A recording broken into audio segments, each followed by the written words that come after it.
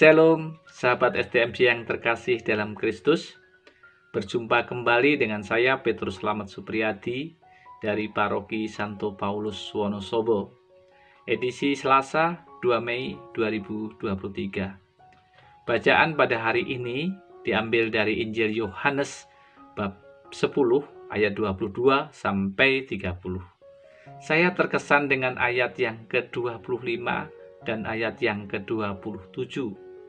Ayat 25 bunyinya, Yesus menjawab mereka, "Aku telah mengatakannya kepadamu, tetapi kamu tidak percaya. Pekerjaan-pekerjaan yang kulakukan atas nama Bapa-Ku, itulah yang memberikan kesaksian tentang Aku." Ayat 27, "Domba-dombaku mendengarkan Aku, dan Aku mengenal mereka, dan mereka mengikuti Aku." Sahabat STMJ yang terkasih, firman hari ini, Tuhan Yesus dengan tegas menyatakan, siapa saja yang termasuk domba-dombanya, dan siapa saja yang bukan termasuk domba-dombanya. Barang siapa mendengarkan Tuhan dan mengikutinya, merekalah domba-dombanya, merekalah murid-muridnya, dan mereka yang berhak akan janji indah Yesus, yaitu akan mendapatkan hidup kekal, yaitu kerajaan surga. Sahabat STMJ, saya mau sharing pengalaman. Sampai kelas 3 SD saya tidak mengenal siapa itu Kristus. Saya tidak tahu ajaran gereja. Kelas 3 baru saya ikut pelajaran Katolik di sekolahan, dan saya ditugaskan oleh guru saya untuk sekolah minggu.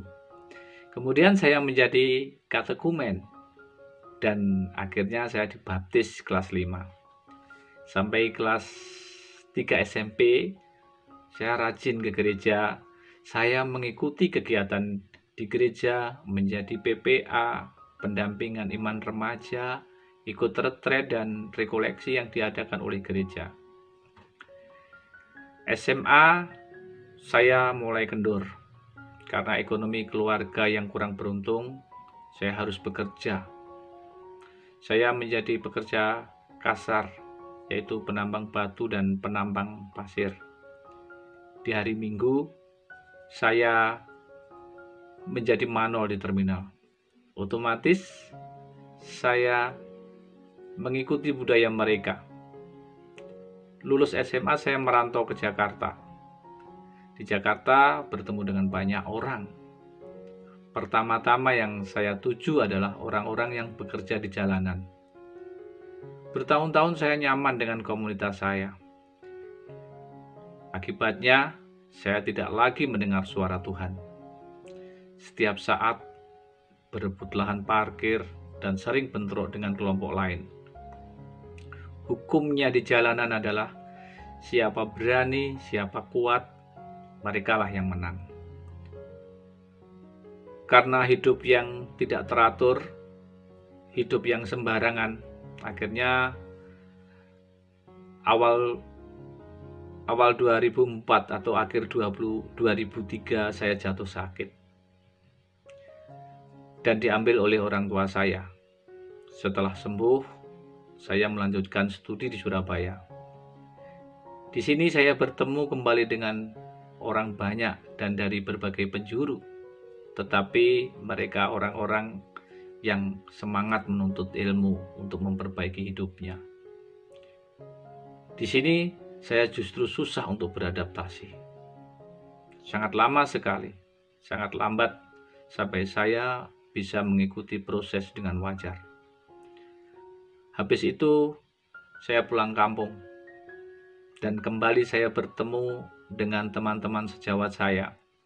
Kembali saya berelasi dengan mereka, kerja bareng dengan mereka, dan akibatnya saya kembali ke hidup lama saya, yaitu minum-minuman, berjudi, dan membangun permusuhan dengan kelompok lain.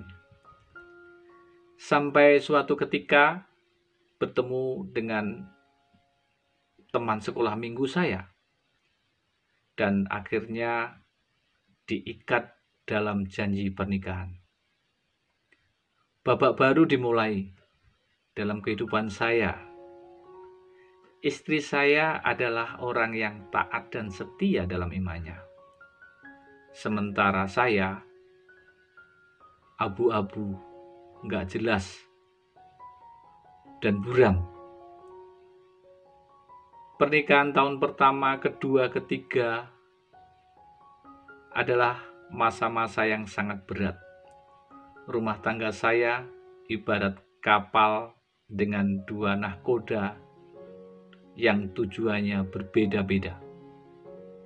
Setiap hari pertengkaran, perdebatan, saling mendiamkan mewarnai perjalanan rumah tangga saya.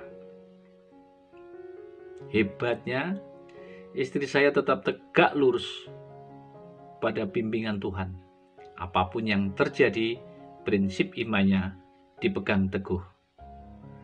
Dan disinilah terjadi keajaiban luar biasa. Saya diubah. Dengan pasti dan jelas, saya mengikuti istri saya. Rajin ke gereja, ikut doa lingkungan, ikut rekoleksi dan retret. Sampai tanpa sadar, saya terbuka untuk melayani.